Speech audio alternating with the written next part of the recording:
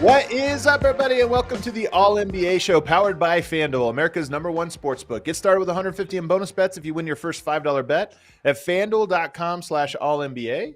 I'm your host, Adam Matas, and I'm joined by my esteemed colleague, the author of the Steinline Substack, as well as a host of the DLLS Mavs podcast and postgame show. He is, of course, my guy, Marc Stein. Marc, how you doing? Adam Matas, joining you on a Tuesday. This might be a first. That's right. Yeah, a little earlier than our typical weekend show, but I had to have you on. One, Tim Legler is off. He's traveling today to call a game tomorrow for ESPN, but also the story today is the Dallas Mavericks. So we're going to jump into some Mavericks topics, but later on in the show, I think there's three big stories from last night. One of them is Anthony Davis' return, which we'll get into here in a moment.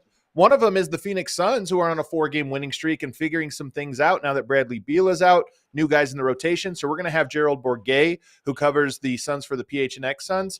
And we're also going to have Will Gottlieb on the Bulls, who have suddenly figured out a little run as well. And we're going to talk about whether or not they have a core. But the top story, at least in my opinion, is that Anthony Davis is back. He is back from his injury that he suffered in his first game with the Dallas Mavericks after the trade. But walk me through real quick the decision to bring him back when they did, because I thought he might be out a little bit longer than this. And with how the organization has seemed cursed over the last 6 weeks, I wondered if he would come back at all. So what was behind him making his return? Yeah, I don't think you were alone there. I think there were a lot of people in Dallas, not just thinking, but maybe even hoping that he would sit out the rest of the season. Because to be honest, this is a fan base that is heartbroken, wounded, and very skittish, and just waking up every day wondering what next, what is going to happen next, because the trade is the trade, but just since the trade, there have been so many gut punches, several of them self-inflicted as well. So there was definitely a sense of, please don't risk Anthony Davis. Let's not take any more chances. Kyrie Irving has already been lost for the season. This team, realistically, how far can it go without elite guard play? So there was a lot of conversation in town that the Mavericks should rest him. But this has been building now for a couple weeks. And when you're around the team like I am, the rumbles have just been getting louder and louder. AD really wants to come back. AD really wants to play. And so I reported on Saturday on my Substack, thank you for shouting it out, that the comeback was going to happen on this 4-game road trip. But the Mavericks had initially targeted tonight's game at Madison Square Garden. Throughout the weekend, the thought was he was going to play today rather than yesterday. And basically what happened was, the way it was explained to me, the Mavs knew Anthony Davis is not ready to play in a back-to-back. So they said, Monday at Brooklyn, Tuesday at New York, you choose. And they kind of made a collective decision that the Monday game against the Nets, the first half of the back-to-back, makes more sense. And now AD will not play tonight at New York. He'll have a full day off Wednesday. They go to Orlando. And he is scheduled at this point to play Thursday against Orlando and then Saturday in his hometown of Chicago. So he is back. It certainly did surprise some people. And, you have to ask the question, even if his comeback goes swimmingly, how far is this team really going as currently constituted? I mean, and we're going to talk about that because I think I'm a little bit higher on him than you are, but I kind of want to stick on this Anthony Davis piece, which is, there's all these different moving parts to the trade with Luka and all the different things that have happened. But one thing I sense from the quotes that have come out, the way he's performed, coming back early, I sense that Anthony Davis is almost embracing this moment. He is the other guy in the Luka Doncic trade, and he's a Hall of Fame player. But it almost seems like, I mean, the effort he put forth in his first game, albeit in one that he got injured, and a lot of the quotes that he's had, that it's like he almost understands, look, Mavs fans are down bad, but I'm here to try to give them hope. Like, I'm a good player. This team can be good. Do you get that sense at all from being around him, talking to the team, that he is almost embracing the awkward situation he finds himself in? Look, I don't think this has been very fun for him to play the way he did. I mean, he was an absolute two-way monster in that first Mavericks game. And really, it was his presence at the rim. You know, the Mavericks have had some good centers in the past, obviously. And, you know, the trade for Tyson Chandler was so crucial to them winning the breakthrough championship in franchise history. But a two-way player, an interior presence, the way Anthony Davis snuffed out Şengün and just made it look like Şengün wanted no part of going inside.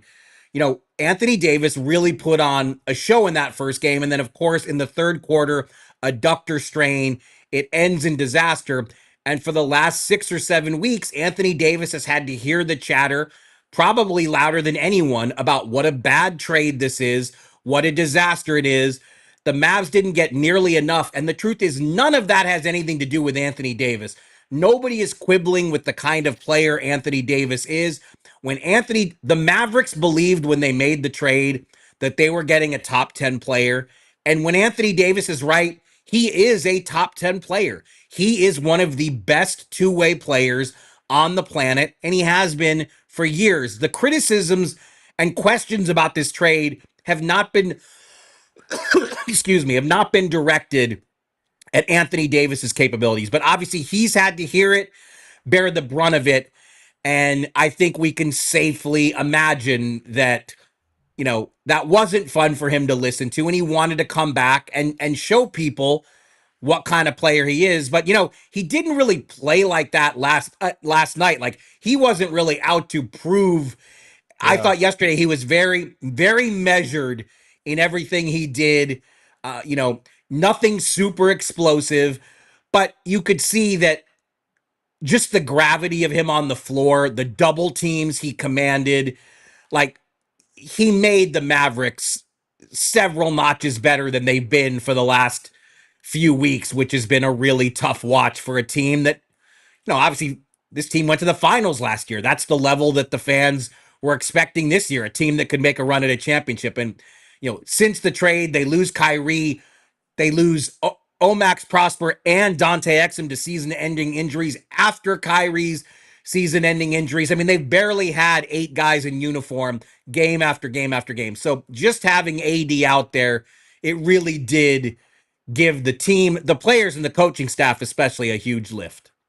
And this game I thought was actually pretty interesting. You're right that he didn't come out, because I agree with you that in that first game, his debut several weeks back, it did look like he was coming out to make a point. And maybe it was a make a point to the fan base of, hey, you can get behind me. Of course, he gets injured. I thought last night he didn't have that where he was trying to dominate. And yet I still felt like he was dominant in this game. 12.6 rebounds, 3 assists. That doesn't jump out to you. The Mavericks won the first quarter 32-17. He played 2 stints in there. And both times when he was on the court, the Nets could not score. Yes, it was the Nets, you know, not exactly a juggernaut. But you do see how big they are. First of all, you got Kai Jones, who is enormous in his own right, really long, super springy, alongside Anthony Davis in your front court. But you also have PJ Washington. And that's what stands out to me. All of those guys are super athletic, super long, physical, and defensively, there's just nowhere, there's no path to the rim when those guys are on the court. So that stood out to me as well. Yes, it was the Nets, but it was dominant defensively when he was on the floor. Look, they're going to be a great defensive team when they get everybody healthy. They just are. When you put Anthony Davis, when you have Lively or Gafford back, when you have Caleb Martin healthy, Caleb Martin is a big wing with a defensive pedigree, and he's going to make them better defensively. And he's going to help PJ Washington tremendously, because PJ Washington has basically been like the lone wing defender they've had. PJ's good guarding bigger players, but, you know, the Ant Edwardses, the Shea Gilgeous-Alexanders, Caleb Martin will fare better against those players most likely than PJ would. So there's no question that if the Mavs can get their whole team on the floor, they're going to be an absolute defensive juggernaut. The thing is, though, and one of the many issues that me and other know-it-alls have with this trade, the Mavs were damn good defensively last year. They were a top 3 defense in the regular season when they made that second half surge.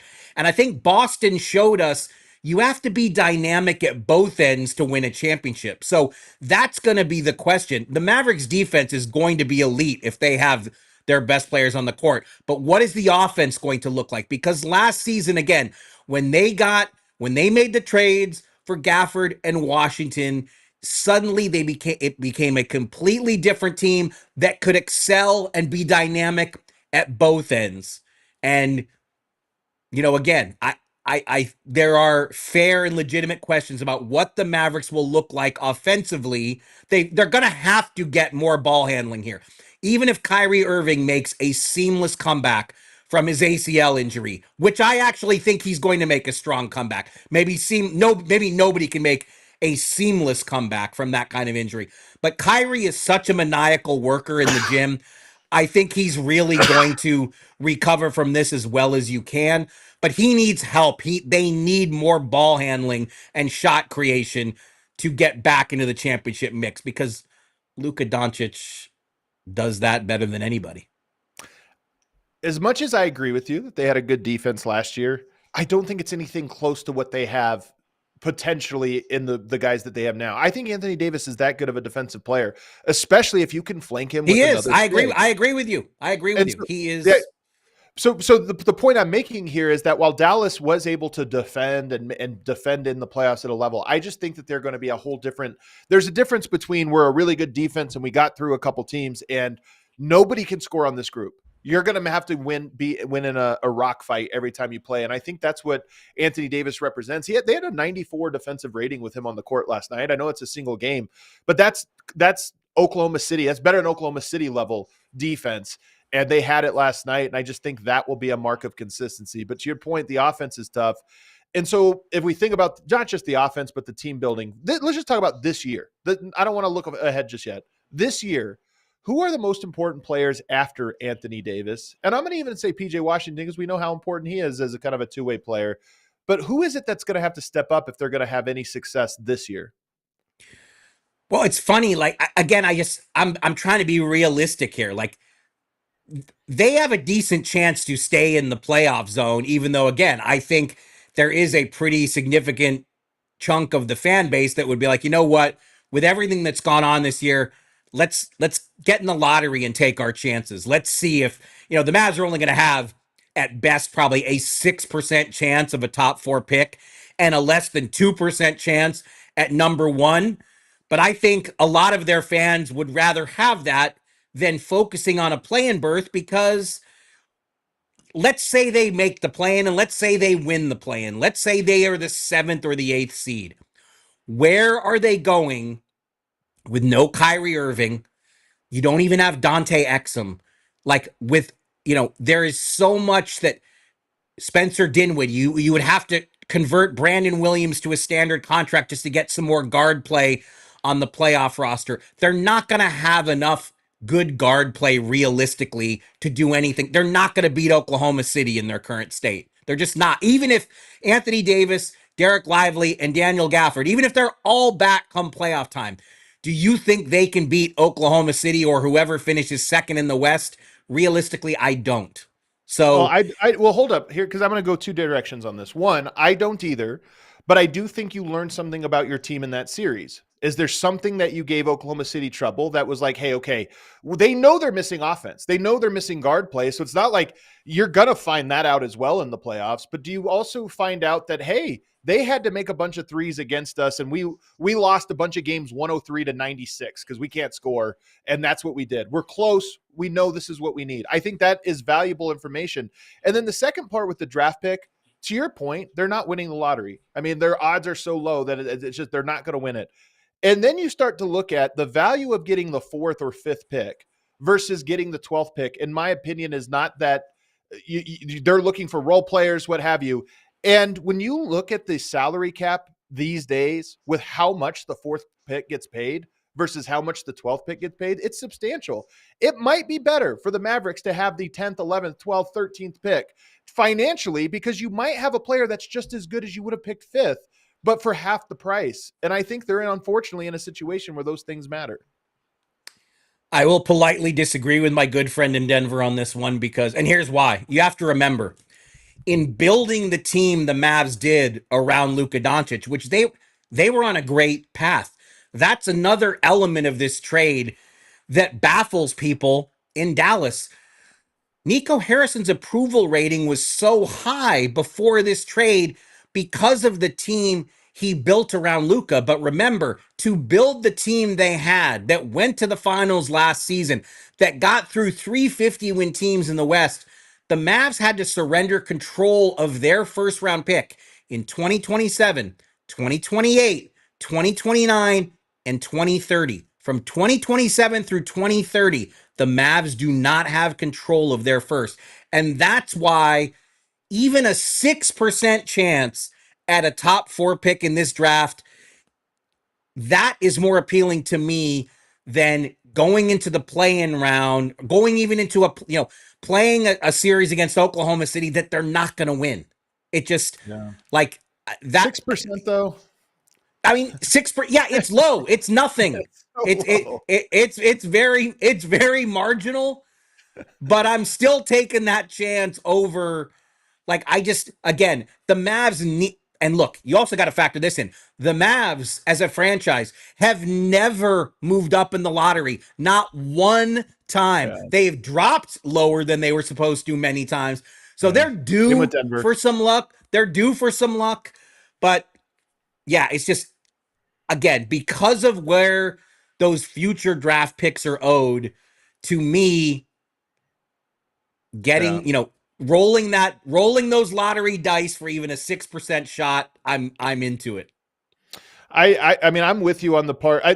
Denver has also never moved up, and maybe this is the year. Like, the one I always go back to is 2003. Denver and Cleveland had the same record, the same odds of winning the lottery. Of course, it was Cleveland, LeBron's hometown. That's where LeBron ended up going. And I look at this one and I go, 6% chance to me is not worth changing the course of your thing, because it's just 6% chance at top 4, not number 1, top 4. And that is such a small thing that I would not adjust my plans of just, hey, look, we're trying to compete. We're trying to figure out who we are. But that being said, if there was ever a year that I believe Dallas would win the lottery with a 1% chance of winning it, it's this year, with all the things that have happened to them and just how sketchy the trade as a whole is. So I've asked you this already, but what constitutes success for the season? And it sounds like you've answered it. You don't even seem to believe that making it out of the play-in, which would be impressive in its own right, means you beat one of probably Phoenix or Sacramento, and then you beat one of the Clippers or the Wolves. That's really, really good if you made it to the playoffs. To me, that would constitute success, and then having a competitive series against OKC. But it sounds like you would not, if that happens, you would not sit back and say, you know what, given the circumstances, that was a success. Well, I certainly wouldn't, because I just can't let go. I mean, it's just not a trade I would have made. And, after that, like, though, of course, but after the trade. Look, okay, who cares? Who cares what I say? I mean, the franchise perspective is more aligned with what you're saying. I think the franchise team officials, I think they do want to go for it. I think they do want to be as good as they possibly can and take their chances in the play-in. They're not going to prioritize draft position at this point. And, Anthony Davis really wanted to come back and they supported it. That this is a position where it's really up to the organization to say, do we need to take the proverbial bat out of our players' hands and tell them, no, you have to sit. We have to be ultra cautious. Too many bad things have happened. The vibe is bad. Lady Luck does not appear to be on our side right now. Let's be ultra cautious. The Mavs didn't do that. They're supporting Anthony Davis and his desire to come back. As it was put to me by someone within the organization, they told me it would be unfair to Anthony Davis, if he wants to play, to tell him you can't play. Right. So this is the choice they've made, and AD is now back. And April 9th, when Luka Doncic is back in Dallas for the first time playing in Laker playing in a Laker jersey, which sounds so heinously wrong to say out loud, but it is happening. April 9th, tonight we got Jimmy Butler on South Beach playing in Miami as a Warrior, and a couple weeks after that, we've got Luka playing in Dallas as a Laker, and it just this league is hard on fans, this league, hashtag this league. Yeah. This league is tough on fans, man. Tough on fans in that middle part of America, unfortunately. So yes, that'll be interesting. We'll get you out of here. I'm just going to make one bold take here.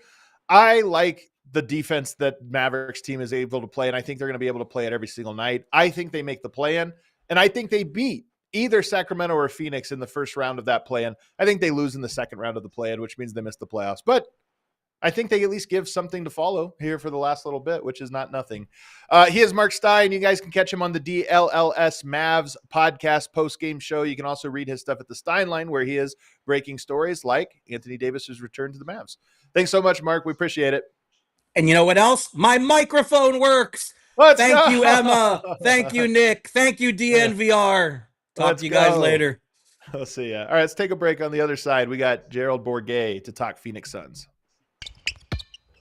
This bracket season, FanDuel is letting you make the call because right now new customers can get $200 in bonus bets when your first $5 bet wins. That's 200 extra bucks to bet on everything from clutch shots to last-second heartbreaks and even who's cutting down the nets. Sweet 16, Elite 8 round, those ones are always fun. If you feel like you watch the first round, everybody's an expert after you watch the first round. The first two rounds, you're kind of like, oh, I know who's good now. If you're feeling that, you can throw a little action down on the Sweet 16 this weekend and follow your bets along as the teams play. So visit FanDuel.com/AllNBA to get in on the college hoops action.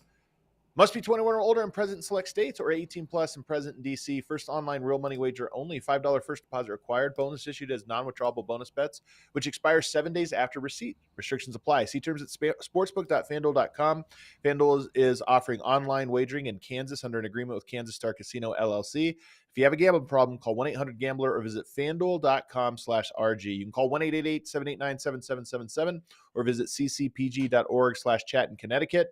Or visit mdgamblinghelp.org in Maryland. Hope is here. Visit Gambling Helpline MA or call 800-327-5050 for 24/7 support in Massachusetts. Or call 1-877-8-HOPE-NY or text HOPE-NY in New York. Also want to tell you about Lucy Nicotine. Lucy Nicotine is 100% pure nicotine, always tobacco-free, none of those extra additives. They're available in pouches, gum, and the breakers. Breakers are like pouches, but with a capsule of liquid flavor inside that helps saturate the pouch. You also can do the gum. Breakers are available in 4 milligrams or 8 milligrams, and then those pouches go all the way up to 12 milligrams. They have mint, berry citrus, espresso, and a variety of other flavors, so you're certain to find one that you like. These pouches are all the rage right now, so if you're not a pouch guy or a gal, Lucy Gum is available in 2 milligram, 4 milligram, and 6 milligram, and you can even set yourself up with a subscription, so Lucy delivers it straight to your door, so you don't have to make trips. It just gets there right for you. Level up your nicotine routine with Lucy. Go to lucy.co/allnba and use promo code allnba to get 20% off your first order. They're also offering free shipping and has a 30-day refund policy if you change your mind. That's lucy.co and use the code allnba to get 20% off. Always free shipping. And here comes the fine print. Lucy products are only for adults of legal age, and every order is age verified. Warning, this product contains nicotine, and nicotine is an addictive chemical. All right, back here, segment 2 of the All NBA show. Make sure you throw us a like. I'm now joined by my guy, Gerald Bourguet of PHNX Suns. Don't look now, Gerald. The Suns are streaking. They are 4 games in a row for the first time since November 8th. So we're on a roll here, and things are finally being figured out 72 games into the season. Better late than never. They get a win over the Milwaukee Bucks last night. No Damian Lillard. He's still out with that right calf injury, which, by the way, I don't know if you heard anything about this. I know obviously you're focused on the Suns here, but Doc Rivers had a weird quote about how he's been listed as out despite being listed as day-to-day, but they keep putting him out for the next games. And then when he was pressed on it, I think by Eric Name in the postgame, he said, oh yeah, he's gotten multiple images done. Which on the calf, why would you get multiple unless there's a bigger concern? So conspiracy corner, we can kind of just hold that in the back of our minds. But nonetheless, the Suns get the win, and they did it with a Devin Booker game winner. And Gerald, I've watched enough Booker over the years. This moment he caught the ball, just the way that he was running into it, you knew he was going to get to his spot. that right elbow, he was going to attack the basket, sidestep to create space, and get into a shot. The moment he caught the ball, I was like, oh, perfect situation. He's getting this exact shot he wants. Yeah, absolutely. And Book said after the game, it was a play that they ran for Kevin Durant at the Olympics in Paris, his first game back, like right Great before detail. halftime. And it was designed to go to KD, but they had him covered. So Royce O'Neal made the right read, got Booker the ball in space. He saw Brook Lopez in front of him and said, perfect, I can attack that, and got to his spot at the elbow. You know, that's kind of his spot. We've seen him hit game winners or game tying buckets from there before. So not a great shooting night from Book, but his playmaking's been great, and he was able to hit a big shot when the Suns needed it most. Yeah, that's his shot, man. I mean, he got to it. Somebody said it was wide open. It was wide open because he created it. He kind of got the defense on his heels, steps to the side to create that open space. I mean, that's, to me, that's classic Booker. So what's behind the Suns' recent good play? It so happens to coincide with Bradley Beal going out of the lineup since he's been out there 4-0. But I think it's more than that. It seems like playing some of the younger, more defensive-minded guys has been a part of it. What do you think is behind it? It is definitely just more than Bradley Beal being out. I mean, I'm not going to sugarcoat it. Like, the Suns have been better this season with Beal out. I think he has the worst net rating on the team by far. It's like almost -8 when he's on the court. But I think that number is kind of loud just because his role has fluctuated. They didn't do him any favors by bringing in a point guard to kind of bump him down to 4th in the pecking order. Like, what was Bradley Beal's role supposed to be this season? I do think benching him and then bringing him back in the lineup, we've kind of seen his effort and his execution focus just kind of waver a little bit over these last few weeks. But you're right, like putting Ryan Dunn and Oso Ighodaro, guys that were basically banished from the rotation for a month in Dunn's case and the better part of 3 months in Ighodaro's case, was baffling at the time, and it looks even worse in retrospect with the immediate impact that they've had on the defense. Like, this was the 27th ranked defense in the NBA leading up to this kind of recent 6 or 7 game stretch where they started playing again. You know, they're not some defensive stalwart. They're like 14th in defensive rating since those guys started playing again. But that's a drastic improvement from where they are. And that is good enough to win you games when you have an offense that has Kevin Durant and Devin Booker operating the way that they are now. So, and they've executed offensively too. Like, guys like Colin Gillespie have gotten in there, Cody Martin. They're making defensive plays, but they're also hitting shots. They're cutting. They're doing things that really streamline what KD and Book can do. And that's what the Suns have been searching for all season is, did we invest in the wrong superstar duo? Can this group work? And you're finding the answer is yes, if you surround them with energetic, young, athletic, defensive-minded guys. It's just a pity it took them to this point in the season to kind of figure that out. So I almost think that one of the reasons for me that's big, I do think that I want to talk about Dunn a little bit more, Iguodala as well, but to me, you look at the shot profile of this team. Kevin Durant's getting 20 shots. Devin Booker's getting 20 shots over this last little bit. That to me is the key. But how do you get that? You need to have point guards, true point guards on the court. And Phoenix has 2 of them now. Tyus Jones obviously has been there, but Colin Gillespie is a true point guard, And now you put 48 minutes of true point guard play, albeit from tiny little guys, pretty short guys, but you put true point guard play, and it's like naturally the shots are going to come from where they're supposed to come from. So what has Colin Gillespie provided to this team? And is he a guy that you think is just in the rotation now, no matter what happens? Gillespie's been really impressive ever since that Clippers comeback win, where I think he had like 10 points in the fourth quarter and made some hustle plays down the stretch, gave this team life that we hadn't seen in like months. He's kind of earned his way into the rotation over Tyus Jones, the guy that they promised a starting job when they signed him to a vet minimum deal over the summer. And I think Jones is a little bit frustrated with his role and the way that it's changed, but the difference in defense has been night and day. Like, love Tyus. He's a very smart, great player, great human being, but defensively, he's going to get picked on a lot, and not just because he's undersized, but because he doesn't really offer as much resistance on that end as Gillespie does, a guy who is scrapping for minutes and trying to get off of a 2-way contract, basically. So the level of desperation and energy there is night and day. Gillespie's knocking down shots too off the ball. And he's one of those guys that can run plays for you or can orchestrate offense for you when you need him to, but he's also capable of playing off the ball, which makes him a good fit next to Book, because Book's kind of handled a lot of the playmaking duties over this stretch recently. They're kind of finally leaning into the guy who has the most on-ball juice for their team, and I think that's what's helping with the balance of their offense a little bit. So can't say enough about Gillespie. I do think he's done enough to earn a standard contract for the rest of the season, because if they do happen to get out of the play-in and into the playoffs, he won't be eligible at that point on a two-way. Right. Is he eligible for the play-in? That's a great question, actually. I'm not sure. I don't think so. I need to catch up on my CBA reading on that one, but I would imagine that it qualifies as postseason, so probably not, because I think the cutoff is the last day of the regular season, so I would imagine not. So. He's a player, though. So comes out of Villanova, 4-year guy, knows how to run the point guard spot from a program that runs a smart offense, makes reads. He's tiny, but he knows where to be defensively. And the thing I like about him, you mentioned he's an off-ball shooter. I think he's a good 3-point shooter if he's a spot-up guy, and he knows what shots are his and what shots are not. But what I really like about him is he understands the assignment every time. He's a true point guard. So when he's out there, it's not like I got to read the court. He's like, oh, we're trying to get KD here, or we're trying to get Booker off of this. Like, he just knows what you're trying to do and sets the table for it. So I think the point guard play is a big piece of this. And when you try to work in a Bradley Beal, we've seen this, there's not a true point guard. Maybe Devin Booker is playing a little point guard. Now maybe you're bringing in a point guard, but you have to play extra small. To me, freeing Booker and Kevin Durant to be like, the team is now working on our behalf, I think that frees it. The other thing that frees it, though, you have nothing but defenders everywhere on the court besides Booker and KD. And KD can defend, of course. Booker can defend as well. But you have defensive guys, and they're switch everything defensive guys. I'm not the biggest Nick Richards guy, but at least you can, in theory, switch him out on the perimeter. And you've cut out your other bigs from the rotation. You're just playing small behind them. I don't know how sustainable that is in the playoffs against every type of matchup. But to me, if you're trying to win regular season games, that's a pretty good defensive strategy to go with. All length, switch everything, see what happens.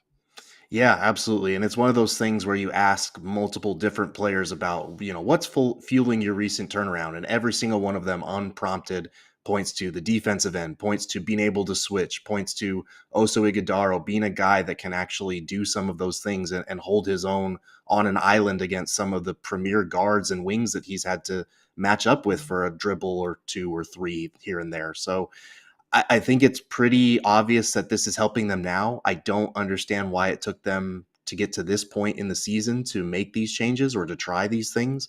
I know Bud loves his drop coverage, and I get it with the personnel that he had early in the year with Yusuf Nurkic and Mason Plumlee. Those are drop coverage guys, but you need a little variety in this league, and especially in a switch-heavy, multi-positional league, you need to be able to go to what Oso Ighodaro brings. So, phasing him out of the rotation never made sense to me. You're seeing an immediate impact when he's on the court, even though he's a little undersized for a 5 and the rebounding can be a concern from time to time. Like, he just provides a different level of athleticism and energy that you have not had at the center spot for the majority of the season. And Nick Richards has been good in that respect too, but he'll still have games here and there against good centers where it's like, okay, we might need to go in a different direction. I don't know if you can keep that up in a play-in or play-off situation, but they've found something over this stretch, and they're going to keep pressing that button until it runs out.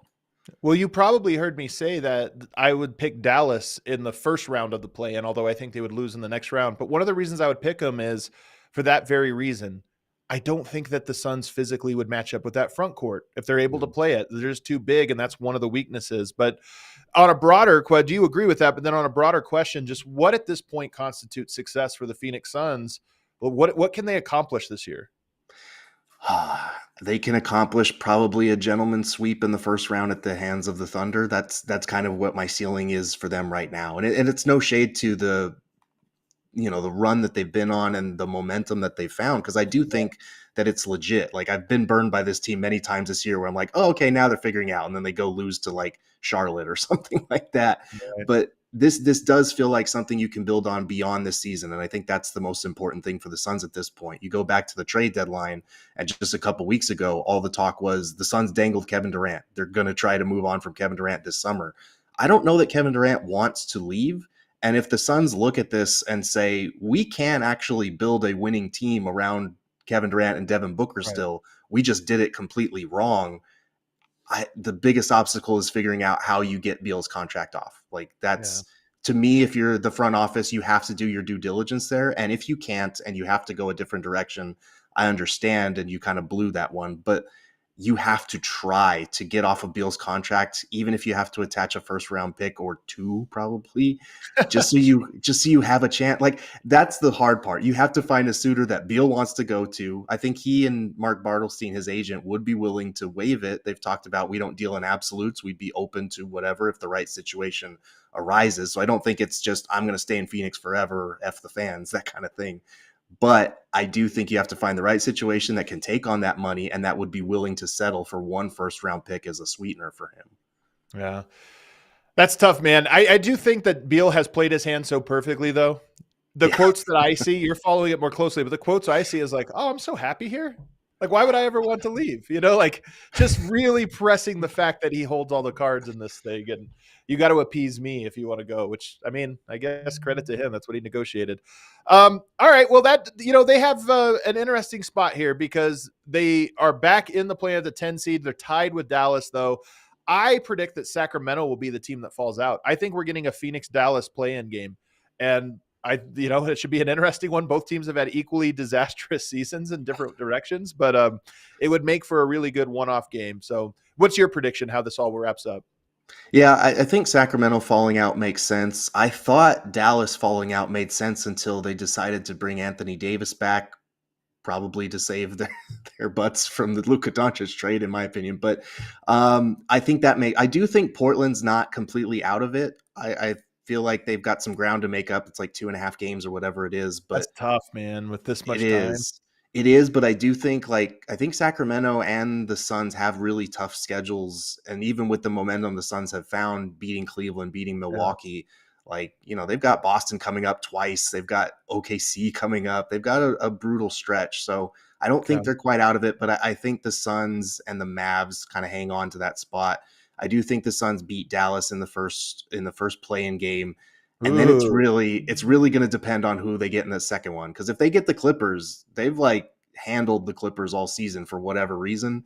If they get the Wolves, who have been handling them since the first round of last year, I think the season's over at that point. Well, there you go, man. He is Gerald Bourguet. You can catch him over at PHNX Suns. You can catch him at gophnx.com, where he wrote a piece available to everyone. You don't have to have a subscription for today's article, so you can check that out. Thanks so much, Gerald. Thanks, Adam. All right, let's now bring in from the Chicago Bulls and our CHGO Bulls coverage.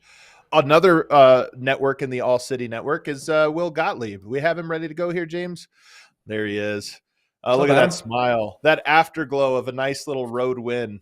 That's what I'm seeing from my guy Will today.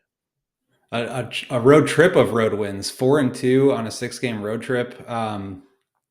I really don't know what's going on with the Bulls right now. They're playing some of the best, most fun basketball I've seen since CHGO started. And tanking their draft potential, but I don't know, maybe it's okay because Coby White is a superstar. So, I mean, he is a superstar, at least over this last little bit. Yes. But over this last little bit, he's in a whole nother level, just 30 points, pencil him in for 30 points a night. But he has a running mate in Josh Giddey, who nearly put up one of the rare quadruple doubles in NBA history. I'm almost glad he didn't, because it would have been a really weird thing to have him in the pantheon of quadruple double players. Yeah. Josh Giddey, Nate Thurmond, Darce Gilmore, Josh Giddey. Yeah, it would have been very uncomfortable. But he's playing great as well. So just tell me what's going on with the Bulls and why they are playing such great basketball right now. Yeah, I think the number one thing is just their commitment to playing fast. As you saw last night, I mean, they run it up the court. They basically try to avoid ever being in half-court offense, which I think is really smart because they don't really have guys that can break you down off the dribble. Giddey and Coby have been solid in pick and roll, but I think they really thrive when they're running in the open court. And so everything kind of stems from that. Even after made baskets, they're getting up the floor and trying to beat the teams to setting their defense. And if that works, then they're able to get downhill and get a layup or get fouled. Coby and Giddey have both been really, really aggressive getting to the free throw line, which I think has really changed their outlook.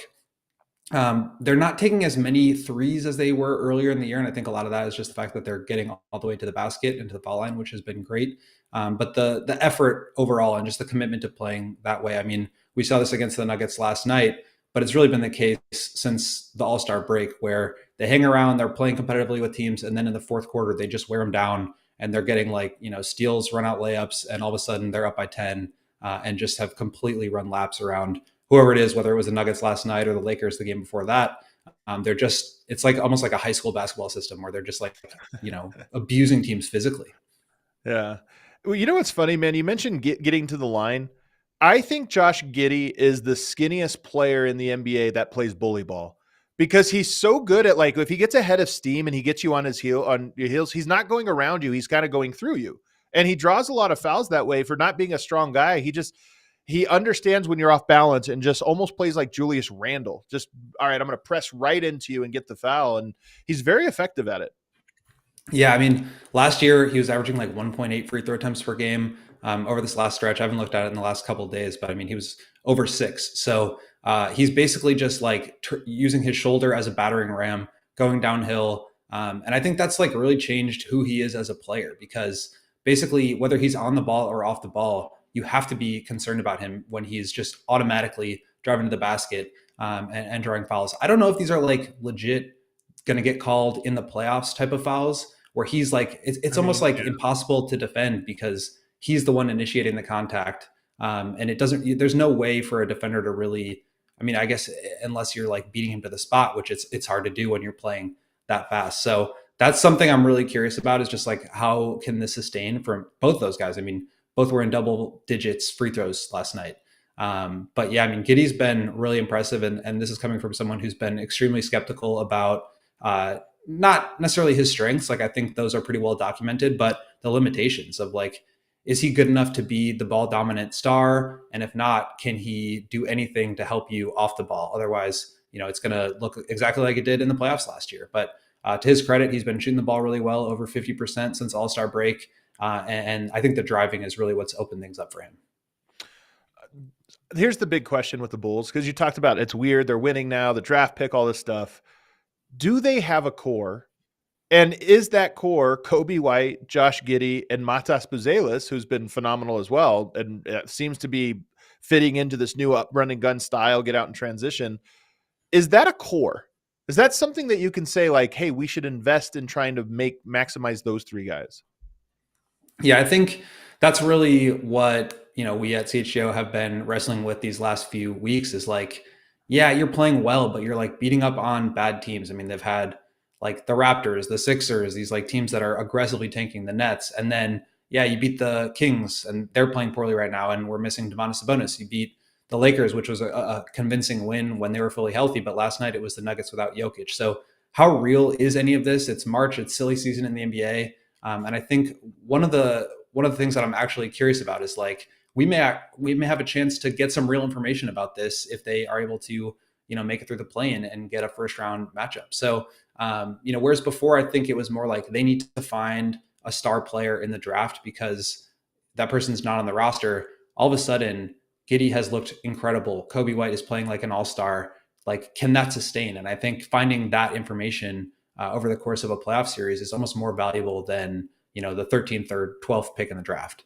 And so I think ultimately they may find that, yeah, they still need a number one guy. I think they're really benefiting from the style of play. And I wonder about the sustainability with that. But I do think like the calculus has changed now with these guys playing as well as they have. And you mentioned Matas. I mean, he's been up and down. Like there's moments where he looks incredible. Like the highlight on Luka where he went behind the back and dunked on him was awesome. And I think those get a lot of attention. Last night, he barely played in the second half because Dalen Terry was making all of his threes for the first time. And so he's been kind of in and out of the rotation, but like the skills, the tools, and the flashes have been really encouraging. By the way, I thought that was the story of the game. In addition, I do think Denver on the second night of a back-to-back, no Aaron Gordon, no Jokic. I think they did get worn down, and the fast breaks were the story. But the second story, this was a game in the fourth quarter. I think it was tied going into the fourth quarter. Dalen Terry made his threes. Josh Giddey made his threes. Sticks made his threes. Like the role players, like gave 15 points in 15 minutes. It was wild. Like everybody is playing well. Trey Jones is going out of his mind. Like Kevin Huerter is having a resurgence. Zach Collins has been great. So I wonder, like, how real is any of this stuff, and is it all just like a result of them running teams off the court? And that's why it's like maybe you could actually find that stuff out if they get into the first round. I mean, I think we probably know the answer to that, but you are Probably. right that I do think there's a point to just getting there and seeing.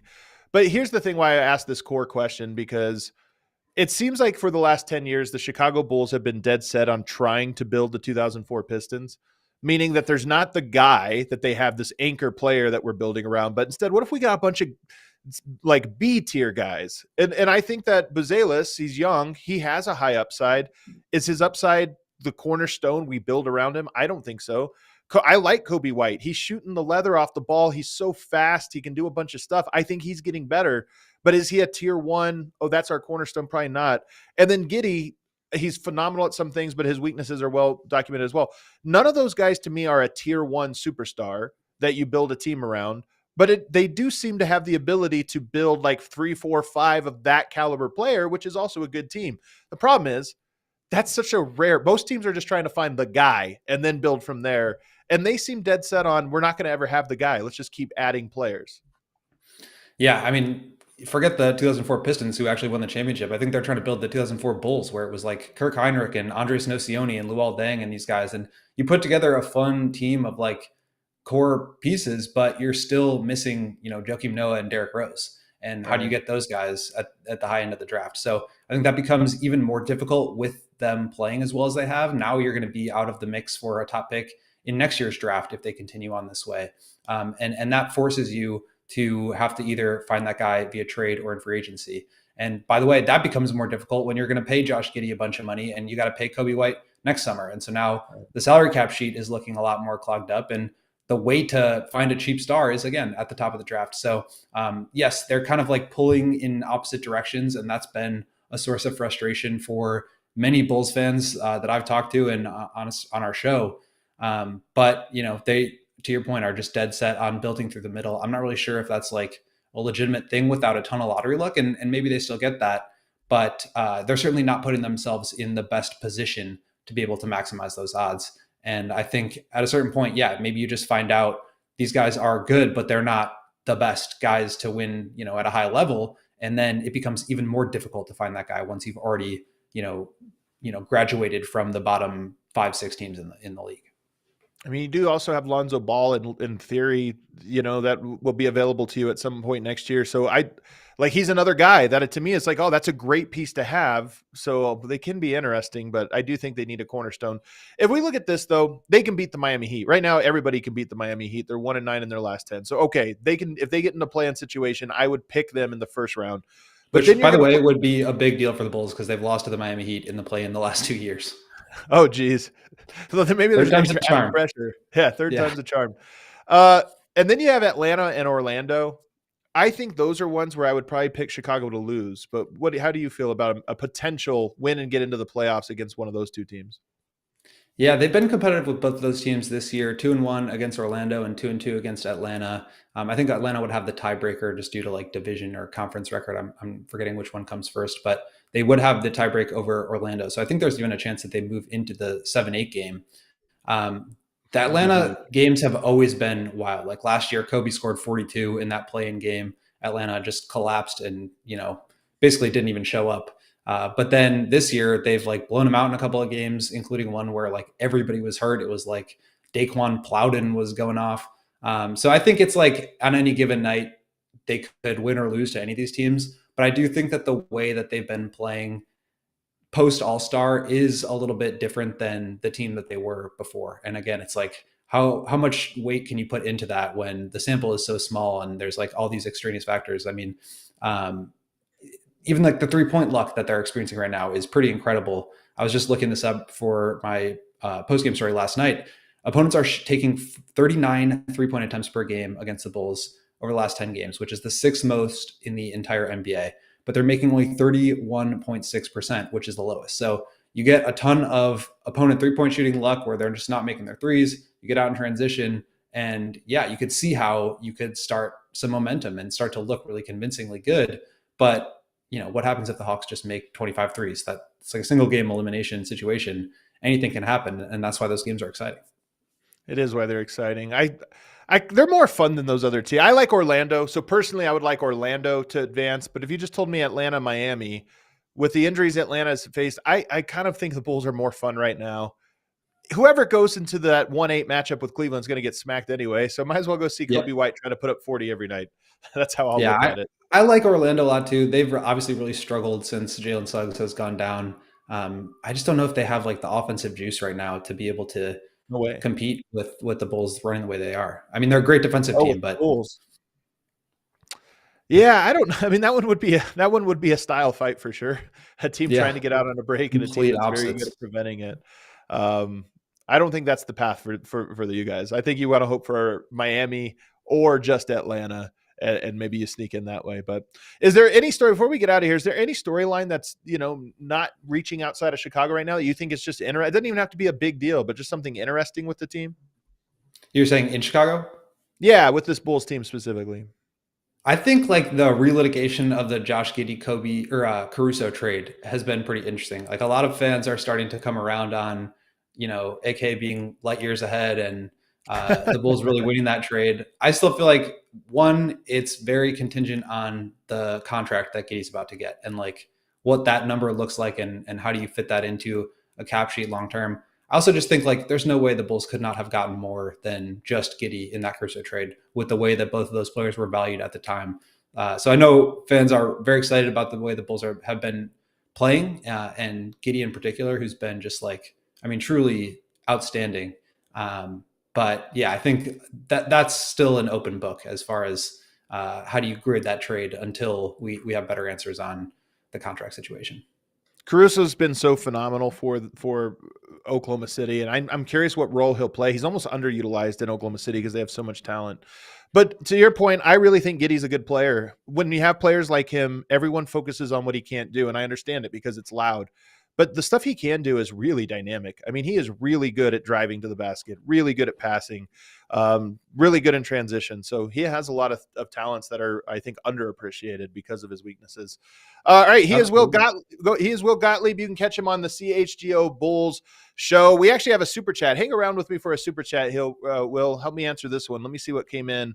I think it's from our guy Psycho Blue. It sure is. $20. We appreciate it. He says, B-Ball Cthulhu once again reminds everyone that every team that's beat the Suns on Christmas has gone on to win the West last 3 years. Who won the Suns Christmas game this year? Well, it was the Phoenix Suns beating the Denver Nuggets. So if you are predicting right here, B-Ball Cthulhu is predicting a Suns championship, Will, are you ready to go on this advice and lay down your wager? Look, the only team that could beat the Bulls in the last couple of games is the Suns, and that was only by 6 points. So I guess maybe that means they're on their way to another title. Or to their, it was Oso Iguodaro. That was the Oso key, Iguodaro. Man. He was the most important player in the NBA this year, apparently. All right, All hit that teams out. are coming back. It is true. You know what? It is a little bit true. AD's back. Suns are back. The Bulls are interesting. Who knows, man? Sixers are going to get Cooper Flag. If only my Nuggets could get a little momentum going here. Everybody, Tim Legler is back with me tomorrow. He was traveling. He's calling a game. Do you remember, James, what game he's calling tomorrow? You might have it off the top of your head. I do not off the top of my head. Sorry. I do remember. But he'll be back with us tomorrow breaking down. There are some good games on the schedule tonight, so we'll have plenty to talk about. Hit that like button for us on the way out. We'll see you guys next time.